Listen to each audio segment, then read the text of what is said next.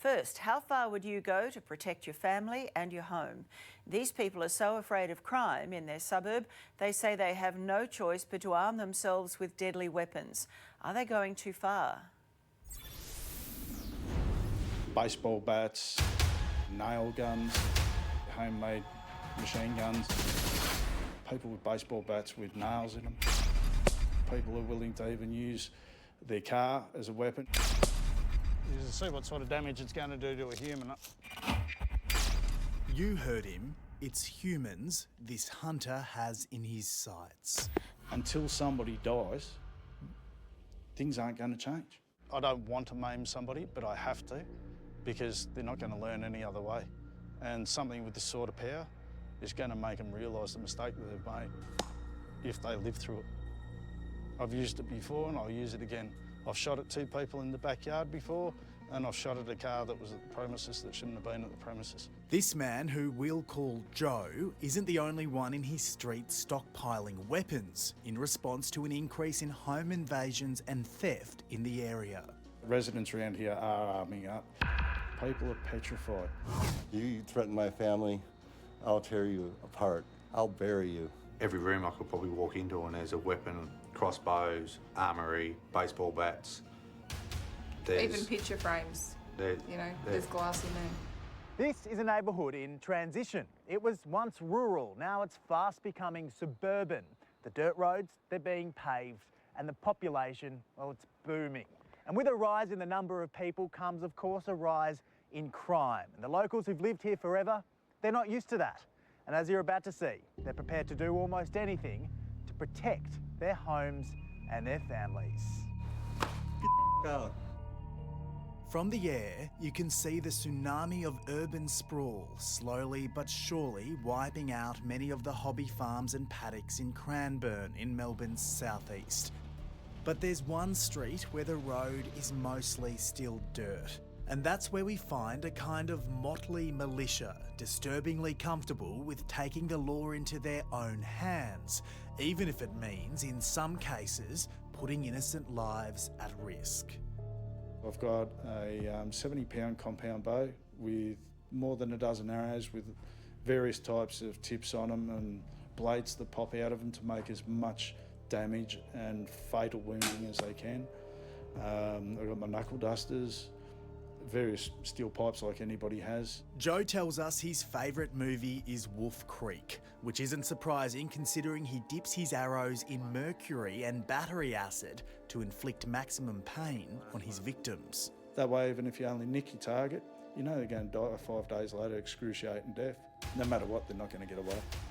Many homes in the street have been targeted by burglars and intruders in recent months. In fact, it's claimed 6 have been burgled in the past fortnight alone. George had his ute stolen and wallet. Now he sleeps in the lounge room and barricades his doors with logs. Stole my ute, smashed it, thrashed it, used my tap and go with my car, spent $350 mainly on cigarettes and Maccas. He's so fearful of being targeted again, he's just sold his home.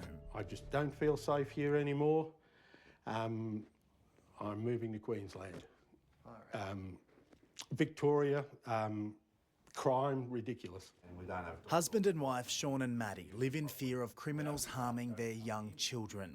They're saving up to move as well, but in the meantime, they won't hesitate to inflict rough justice on anyone who breaks into their home. I'm an Australian person. I'm going to defend what I have earned for in 25 years of working for it. So I'm not going to let someone just come and take what I've paid for and provide it for my family. You do whatever it takes. Yeah. Other neighbours have told A Current Affair they've electrified the fences surrounding their property to keep burglars out.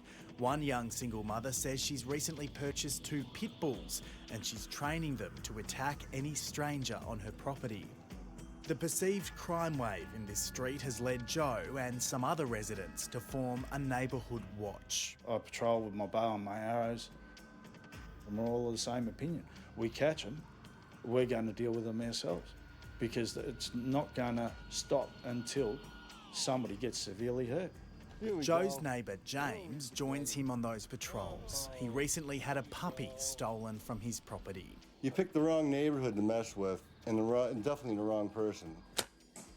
While Joe's arsenal is highly dangerous and potentially deadly, the only threat James poses is perhaps to himself.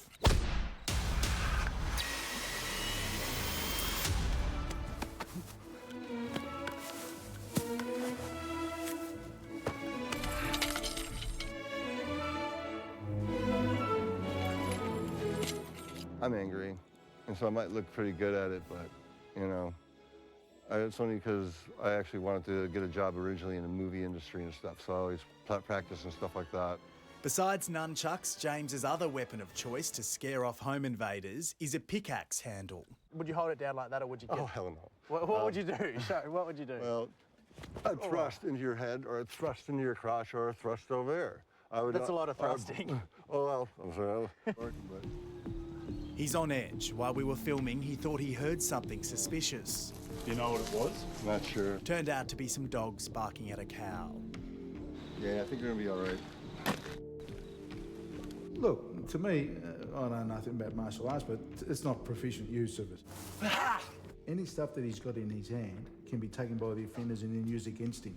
Retired Victoria Police Detective Charlie Bazina isn't laughing. He's highly troubled by what's going on in this Cranbourne street. The issue with Vigilantes is they act first and then ask questions later. I'll tie them up and I'll take them to somewhere where I'll be on my own with them for a while, and I'll have a good discussion with them, and there's no guarantees that they're going to come back. So what he's really doing is putting himself in the same category as the people he's trying to, I suppose, abduct and assault, and that's what he's basically doing. It is a criminal offence. You cannot take the law in your own hands. It goes in the bonnet, it's going to go through a person. They will face jail. They then will face losing everything they own. You cannot do what these people are saying they're going to do, frustrations or not. If it means that it's going to stop people coming around to our houses and terrorising us, and it means I've got to go and sit in a jail cell, so be it. I'll set the example. Perhaps it isn't just the crime Joe and his neighbours are so frightened of. Maybe they're rebelling against something bigger, something that can't be beaten with crossbows and baseball bats. They wanted to live there because it wasn't the suburbs, and then to find themselves engulfed by the suburbs and all the deleterious effects of living in suburbs, of course they're feeling upset. Social analyst David Chalk. They're used to living that rural or semi-rural lifestyle. And then when the pressures of the city are forced upon them, as they feel they are being forced upon them, then they're going to react unfavourably and try to defend that little bit of nirvana that they had. And I'm not a big bloke, and I'm nobody special. I'm no better than anybody else.